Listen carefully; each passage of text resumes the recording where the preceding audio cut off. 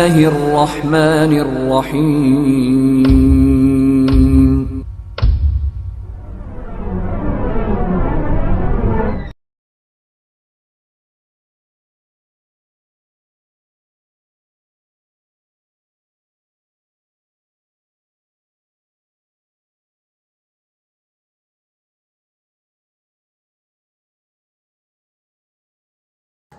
چوتھا واقعہ یہ ہوا کہ ام عامر اشحلیہ رضی اللہ تعالیٰ عنہ ایک صحابیہ ہیں.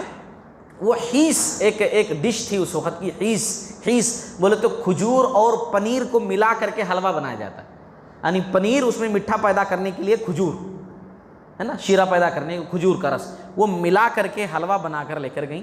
اچھا اتفاق سے اس وقت آپ صلی اللہ علیہ وسلم کے ہمراہ وہاں ایک خیمہ چھوٹا سا لگا ہوا تھا. وہ ام سلمہ رضی اللہ تعالیٰ عنہ بھی تھیں، آپ کی وائف بھی تھی وہاں پہ، آپ صلی اللہ علیہ وسلم کی وائف بھی تھی. تو وہ لے کر گئیں، یا رسول اللہ صلی اللہ علیہ وسلم آپ کے لیے تحفہ لائی ہوں. آپ صلی اللہ علیہ وسلم نے جو ہے وہ لیا. ام سلمہ رضی اللہ تعالیٰ عنہ پہلے کھانے لگیں اس کو ہے نا، اور اس کے بعد جتنا ان کا دل چاہا وہ کھایا. آپ صلی اللہ علیہ وسلم کی باری جب آئی، پیالہ لیا آپ صلی اللہ علیہ وسلم نے اور باہر نکلے.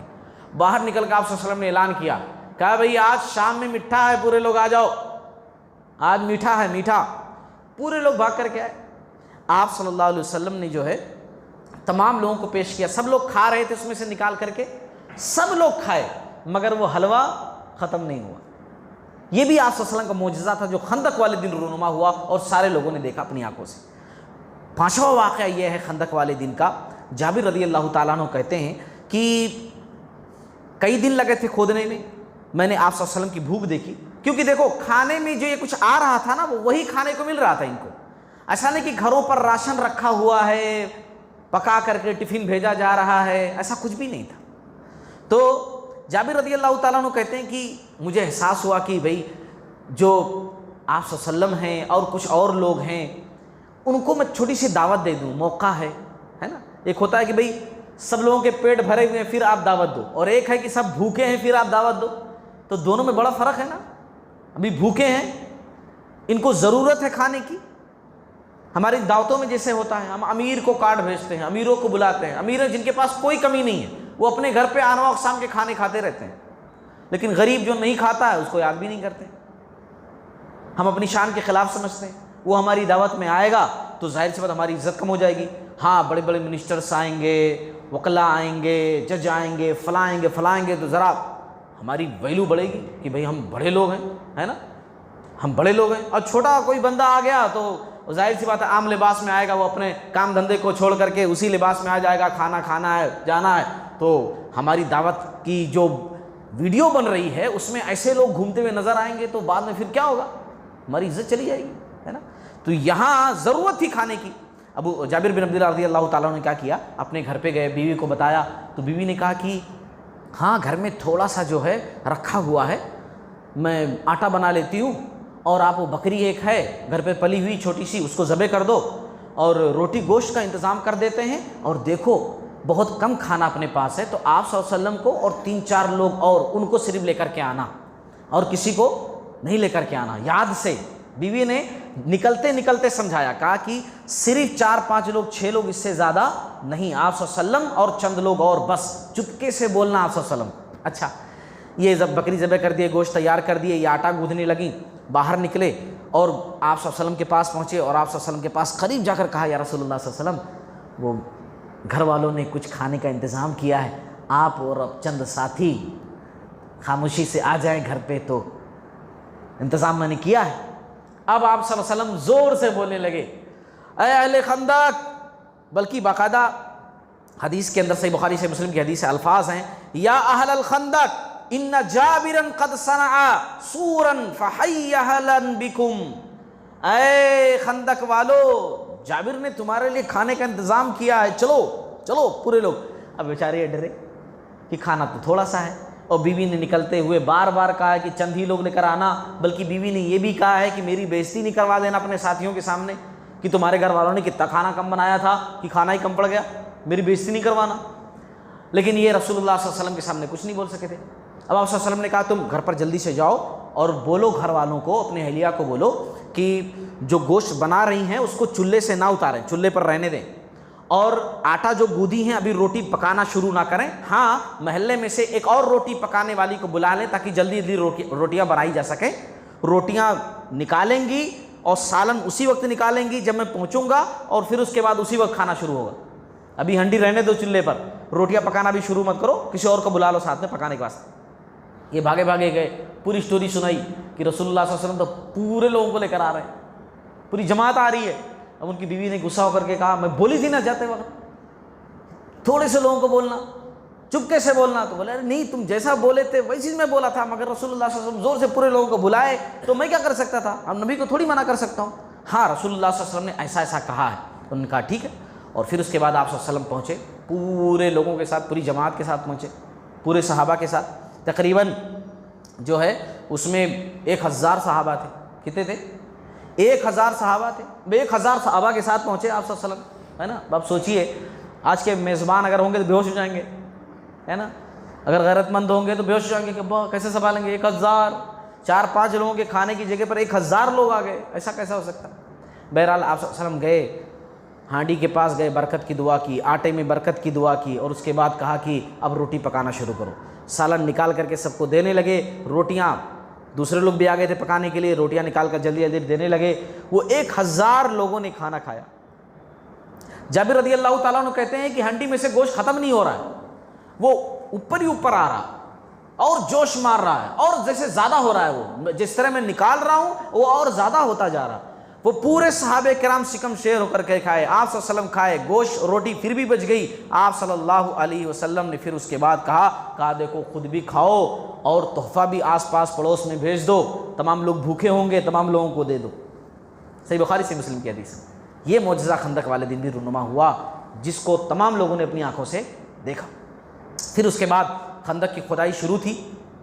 اچھا ہوا یہ کہ صحابہ ایک جگہ خندق کھود رہے تھے، ایک بڑی چٹان آ گئی، اتنی بڑی چٹان کہ وہ لوگ فاوڑا مار رہے ہیں، وہ چٹان ٹوٹ ہی نہیں رہی۔ اب وہ چٹان نہیں ٹوٹ رہی ہے تو ظاہر سی بات ہے کام وہاں رک گیا بالکل، وہ پتھر ہٹنا وہاں سے ضروری ہے، وہ چٹان ٹوٹنا ضروری ہے، بڑا پتھر۔ رسول اللہ صلی اللہ علیہ وسلم کو اطلاع دی گئی، آپ صلی اللہ علیہ وسلم آئے، کہا لوگ لاؤ میں کرتا ہوں۔ آپ صلی اللہ علیہ وسلم خود فاوڑا لیے، اور فاوڑا لے کر آپ صلی اللہ علیہ وسلم نے جو ہے ایک آیت پڑھی، وَتَمَّتْ كَلِمَةُ رَبِّكَ صِدْقًا وَعَدْلًا لَا مُبَدِّلَ لِكَلِمَاتِهِ وَهُوَ السَّمِيعُ الْعَلِيمُ۔ سورہ انعام کی آیت نمبر 115 ہے، آپ صلی اللہ علیہ وسلم نے یہ آیت پڑھی، اور آیت پڑھنے کے بعد آپ نے ایک ضرب لگائی، اس میں سے چمک پیدا ہوئی، اور پھر اس کے بعد آپ صلی اللہ علیہ وسلم نے دوسری ضرب لگائی، پھر چمک پیدا ہوئی اور اس کا ایک ٹکڑا ٹوٹا، تیسری ضرب لگائی، پھر اس کا ٹکڑا ٹوٹا، چوتھی ضرب تک تو وہ پورا ٹوٹ گیا، پتھر راستہ بالکل صاف ہو گیا، وہ پتھر بالکل ٹوٹ گیا۔ اس موقع پر سلمان فارسی رضی اللہ تعالیٰ عنہ نے آپ صلی اللہ علیہ وسلم سے پوچھا کہ یا رسول اللہ صلی اللہ علیہ وسلم، جب آیتیں پڑھ کر کے آپ پتھر پر مار رہے تھے تو چمک پیدا ہو رہی تھی، وہ کیا تھا؟ تو آپ صلی اللہ علیہ وسلم نے بتایا کہ دیکھو کہ جب میں نے پہلا وار کیا تو مجھے ملک شام کی کنجیاں دکھائی گئیں، یعنی مجھے ملک شام دیا گیا، یعنی شام فتح ہوگا ایک دن، اسی وقت آپ صلی اللہ علیہ وسلم نے بشارت دی تھی۔ بعد میں صحابہ کرام نے یہ سارے علاقے فتح کیے، لیکن یہ فتح کی خوشخبری خندق والے موقع پر ہی دے دی گئی تھی، یہ بتانا مقصود ہے۔ آپ صلی اللہ علیہ وسلم نے اس چمک میں وہ دیکھا، آپ صلی اللہ علیہ وسلم نے کہا کہ میں شام کے سرخ محلوں کو دیکھ رہا ہوں، شام کے جو محلات تھے بادشاہوں کے وہ سرخ تھے، تو ان محلوں کو دیکھ رہا ہوں۔ آپ صلی اللہ علیہ وسلم نے یہ بھی کہا کہ مجھے اس چمک کے اندر فارس دکھایا گیا، فارس کے محلات دکھائے گئے، مدائن کے سفید محل دکھائے گئے، آج بھی کھنڈرات کی شکل میں شاید موجود ہوں، سفید محل تھے، مدائن اس کا کیپٹل سٹی تھا، وہ محلات مجھے دکھائے گئے۔ آپ صلی اللہ علیہ وسلم نے یہ بھی کہا مجھے یمن کی کنجیاں دی گئی ہیں اور میں صنعاء کے فاٹک دیکھ رہا ہوں۔ صحابہ کرام نے بعد میں یہ سارے علاقے فتح کیے۔ اچھا یہاں پر ایک چیز میں ذکر کر دوں علم کے لیے کہ یہ روایت جو ہے مسند احمد کے حوالے سے اس طرح بھی ہے کہ آپ صلی اللہ علیہ وسلم نے فاوڑا مارا، چمک پیدا ہوئی اور اسی وقت کہا کہ جو ہے میں شام کے محلات دیکھ رہا ہوں، دوسرا مارا میں فلاں جگہ کے محلات دیکھ رہا ہوں، یعنی مارتے ہی خوشخبری آپ صلی اللہ علیہ وسلم نے سنائی۔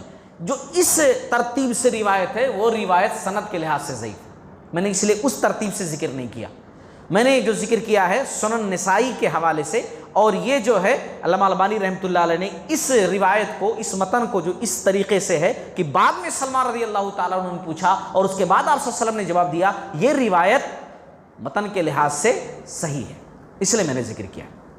اچھا، سلمان رضی اللہ تعالیٰ عنہ، ایک 7واں واقعہ ذکر کر رہا ہوں، سلمان رضی اللہ تعالیٰ عنہ اس مہم کے ہیرو بن چکے تھے۔ یہ خندق کی کھدائی کس کے مشورے پر ہو رہی تھی؟ یعنی مشورہ کس نے دیا تھا؟ سلمان فارسی رضی اللہ تعالیٰ عنہ نے۔ اور سلمان فارسی رضی اللہ تعالیٰ عنہ 10 آدمی کے برابر اکیلے کام کر رہے تھے، اکیلے 10 آدمی کے برابر کام کر رہے تھے۔ تو لوگ بول رہے تھے بھائی مشورہ انہوں نے دیا اور اتنی محنت سے کام کر رہے ہیں، 10 آدمی کا کام اکیلے کر دے رہے ہیں، اتنی جلدی جلدی، اتنی طاقت، اتنی انرجی۔ تو انصار کہہ رہے تھے کہ حالانکہ یہ کہاں سے تھے؟ فارس سے تھے، نہ مکہ کے تھے نہ مدینہ کے تھے دیکھا جائے تو، لیکن مسلمان تو مسلمان ہوتا ہے، اس کو یہ نہیں دیکھا جاتا کہ یہ کہاں کا رہنے والا، وہ کہیں دوسری جگہ بھی ہو تب بھی وہ ہمارا بھائی ہے، دینی بھائی، یہی اسلام کہتا ہے۔ لیکن یہاں بات کچھ الگ تھی۔ مہاجرین کہہ رہے تھے کہ دیکھو سلمان آج سے ہمارے ہیں، مہاجر ہمارے گروپ میں ہیں۔ تو انصار کہہ رہے تھے نہیں نہیں، ہمارے گروپ میں ہیں، یہ کہاں ہے؟ مدینہ ہے نا، تو یہ ہمارے گروپ میں سے ہیں۔ یعنی کہ اتنا زیادہ لوگ ان کی اہمیت دے رہے تھے سلمان رضی اللہ تعالیٰ عنہ کو کہ سب بول رہے تھے نہیں ہمارے میں سے ہیں، نہیں ہمارے میں سے۔ اس میں ایک صحابی تھے قیس بن ابی صعصع رضی اللہ تعالیٰ عنہ، وہ کچھ زیادہ ہی سلمان رضی اللہ تعالیٰ عنہ کی تعریف کر رہے تھے، مگر ماشاءاللہ نہیں کہہ رہے تھے، دعائیہ کلمات نہیں کہہ رہے تھے۔ نتیجہ کیا ہوا کہ ان کی نظر لگ گئی سلمان رضی اللہ تعالیٰ عنہ کو، ان کی نظر لگ گئی سلمان رضی اللہ تعالیٰ عنہ کو۔ اچھا، یہاں پر بتا دوں میں، نظر کا لگنا برحق ہے، نظر کا لگنا برحق ہے۔ ایک حدیث کے اندر تو آپ صلی اللہ علیہ وسلم نے فرمایا کہ نظر آدمی کو قبر میں پہنچا دیتا ہے، سمجھ رہے ہیں؟ یہ نظر جو ہوتا ہے نا کہ کوئی چیز دیکھے، کوئی بلڈنگ دیکھے بہت خوبصورت ہے، واہ، خالی اتنا بولے تو چانس ہے، ممکن ہے کہ وہ پوری بلڈنگ گر جائے، اسی وقت پوری بلڈنگ گر جائے۔ ابن باز رحمۃ اللہ علیہ کے واقعات میں ایک واقعہ یہ بھی ملتا ہے کہ ایک مرتبہ انہوں نے درس میں ایک واقعہ سنایا، اس میں اس بات کا تذکرہ کیا کہ ایک مرتبہ ایسا ہوا کہ ایک بندہ جو ہے بکریوں کے ریوڑ کے پاس سے گزرا۔ عرب کے اندر بکریاں لوگ پالتے، تو بکریاں بڑی اچھی تھیں۔ گزرتے سمے جو ہے اس نے ماشاءاللہ کچھ بھی نہیں کہا، دعائیہ کلمات نہیں کہے، بڑی اچھی بکریاں، بڑی اچھی کیا بکریاں ہیں۔ مالک جب آیا نا، نوکر وہاں ٹھہرا ہوا تھا، مالک جب آیا دیکھا ساری بکریاں مر گئی ہیں، اسی وقت ساری بکریاں مر گئی تھی۔ پھر مالک نے پوچھا کہ یہاں سے کون گزرا؟ تو بتایا کہ فلاں صاحب ایسا گزرے تھے، ایسا بول رہے تھے۔ تو یہ صاحب ان کے گھر پر گئے، گھر پر جانے کے بعد وہ بلڈنگ پر ٹھہرے ہوئے تھے، کہا بلڈنگ سے نیچے اتر جاؤ، میں تم کو نظر لگانے والا ہوں۔ اچھا، بلڈنگ سے نیچے اترے، پوری بلڈنگ ان کی گر گئی۔ شیخ ابن باز رحمۃ اللہ علیہ نے ایک مسجد میں درس کے دوران یہ واقعہ سنایا تھا۔ تو نظر کا لگنا برحق ہے، آپ صلی اللہ علیہ وسلم کی حدیث ہے، باقاعدہ الصحیحہ کی روایت ہے، نظر آدمی کو قبر میں پہنچا دیتا ہے اور نظر اونٹ کو ہنڈی میں پہنچا دیتی ہے۔ یعنی ایک اچھا خاصا اونٹ ہے، نظر لگ گئی، اب کسی کام کا نہیں ہے، اب اس کو ذبح کرو کھا لو تو اچھا ہے۔ ایک حدیث کے اندر تو آپ صلی اللہ علیہ وسلم نے فرمایا استعیذوا باللہ من العین فإن العین حق، ابن ماجہ کی روایت ہے کہ دیکھو اللہ سے تم نظر کی جو ہے وہ پناہ مانگو کہ نظر نہ لگے، کیونکہ نظر کا لگنا یہ برحق ہے، یہ برحق۔ تو ان کو نظر لگ گئی، ان کو جو ہے نظر لگ گئی، بے ہوش ہو کر گر پڑے سلمان رضی اللہ تعالیٰ عنہ، اسی وقت بے ہوش ہو کر گر پڑے جب نظر لگی۔ آپ صلی اللہ علیہ وسلم تک بات پہنچی تو آپ صلی اللہ علیہ وسلم نے جو ہے کہا کہ اچھا، قیس ایسا کہہ رہے تھے، قیس بن ابی صعصع، ان کی ہی نظر لگی ہے ان کو ایسا بولو۔ آپ صلی اللہ علیہ وسلم نے قیس سے کہا کہ ان کو جا کر کے بولو، قیس سے دوسرے لوگوں سے کہا جا کر کے بولو کہ وہ وضو کریں اور وضو کا پانی اسٹور کریں، ہے نا، وضو کا پانی اسٹور کریں، اور اس وضو کے بچے ہوئے پانی سے جو جن کی نظر لگی، قیس کی نظر لگی تھی نا، تو ان کی نظر لگی تو انہوں وضو کریں اور وہ پانی سے جو ہے غسل دو، کس کو؟ سلمان رضی اللہ تعالیٰ عنہ کو۔ اس طرح کیا گیا تو ان کی نظر جو ہے ختم ہو گئی۔ نظر کو ختم کرنے کا یہ طریقہ ہے۔ لیکن اب آج کے سچویشن، وہاں تو نبی تھے، بتا دیا کہ ان کی نظر لگ گئی، مگر اب کیسے معلوم ہوگا؟ یا آج کے دور میں کون اتنا سچا ہوگا کہ میری نظر لگی ہے؟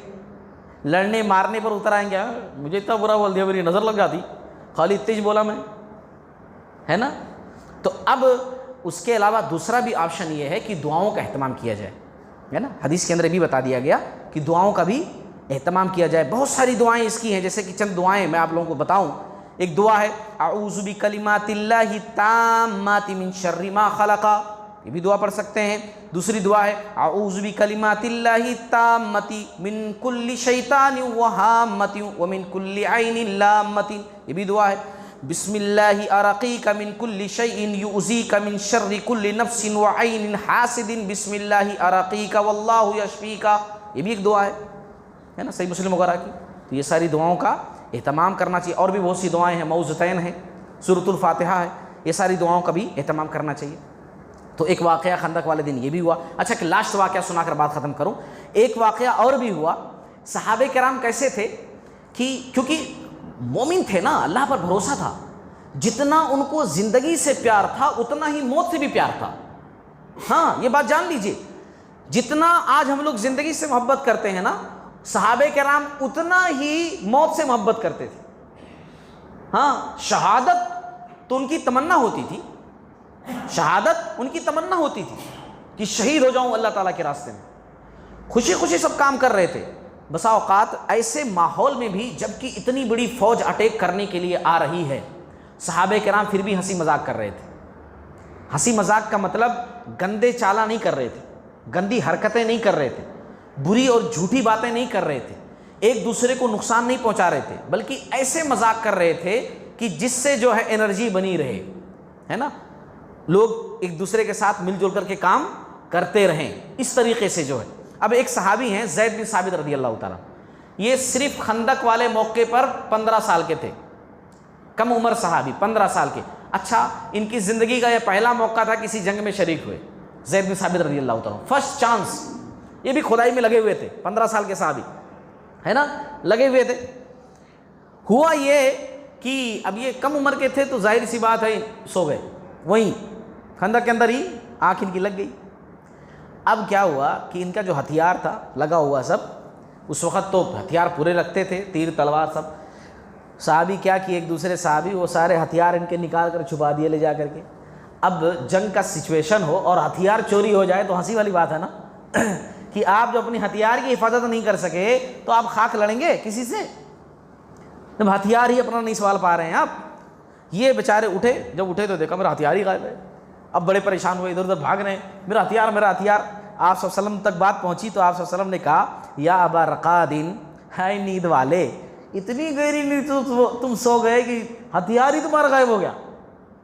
یعنی آپ صلی اللہ علیہ وسلم نے بھی ہنس کر کے کہا اے نیند والے, اتنی گہری نیند کہ ہتھیار کوئی اٹھا لے گا تم کو پتہ ہی نہیں کون لے کر کے گیا, وہ بھی اس موقع پر. پھر آپ صلی اللہ علیہ وسلم نے کہا کہ کون لیا ہے ان کا ہتھیار؟ لوگوں نے کہا یا رسول اللہ صلی اللہ علیہ وسلم وہاں چھپائیں. تو آپ صلی اللہ علیہ وسلم نے دلوایا, اور پھر اس کے بعد کہا کہ کسی بھی مومن کی چیز کو بغیر اس سے پوچھے مت اٹھایا کرو, بغیر اس سے پوچھے مت اٹھایا کرو, اور کسی بھی مومن کو اس طرح مت ہنسی مذاق اس کے ساتھ کرو کہ وہ خوف زدہ ہو جائے. یعنی ڈرنے والی, خوف زدہ کرنے والی کوئی ہنسی مذاق مت کیا کرو. یہ آپ صلی اللہ علیہ وسلم نے اس وقت جو ہے صحابہ کرام کو نصیحت کی. تو اب میں نے جو ہے بتا دیا پوری سچویشن غزوہ خندق کی کہ دیکھو کیا کیا واقعات پیش آئے. پھر اس کے بعد کی باتیں انشاءاللہ جو ہے ہم اگلی قسط کے اندر ذکر کریں گے. اللہ تعالیٰ ہم تمام لوگوں کو کہنے سننے سے زیادہ عمل کرنے والا بنائے. باری تعالیٰ سیرت نبوی صلی اللہ علیہ وسلم کی روشنی میں اپنی زندگیوں کو سنوارنے والا بنائے, اور ان باتوں کو دوسروں تک پہنچانے والا بنائے. باری تعالیٰ ہمیں توفیق دے کہ دین کے لیے ہم بھی اسی طریقے سے کوشش کریں, جد و جہد کریں, حق بات لوگوں تک پہنچائیں, عمل لانے کی کوشش کریں, لوگوں کو مصیبتوں سے بچائیں, اور لوگوں کے لیے حق والا, صحیح والا اور سچ والا کام کریں. اللہ تعالیٰ کہنے سننے سے زیادہ عمل کرنے والا بنائے. آمین.